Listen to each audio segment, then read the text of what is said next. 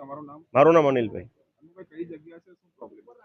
આ સણિયા અહેમદ વિસ્તાર છે અને પ્રોબ્લેમ એ છે કે અમે અહીંયા અમારી મરણ મૂડી લગાવી અને નાની મોટી ઇન્ડસ્ટ્રી, નાના મોટા ધંધા કરવા માટે મકાન બનાવી રહ્યા છીએ, પણ લોકલ બોડી જે છે એસએમસીની એ વારે વારે અમને બંધ કરાવે છે અને અથવા તો અમારી ચાલુ ખાતામાં સીલ મારે છે. આ સમસ્યા છે અમારી.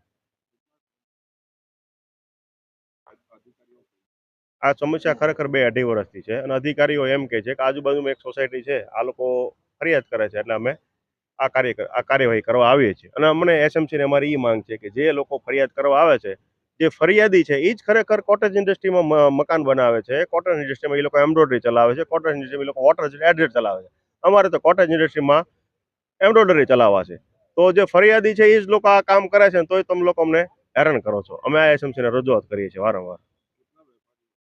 અહીંયા આખા ઇન્ડસ્ટ્રીમાં ગણીએ 1000થી વધુ મકાનો છે અને એક મકાનમાં 3 થી 4 ખાતા ધારકો હોય તો 4 થી 5 હજાર લોકો ધંધો કરે છે અને કમસે કમ 80 થી 1 લાખ 80,000 થી 1 લાખ લોકોને ડાયરેક્ટ રોજગાર આપે છે અને 1.5 લાખ થી 2 લાખ લોકોને ઇનડાયરેક્ટ રોજગાર અહીંયાથી જનરેટ થાય છે.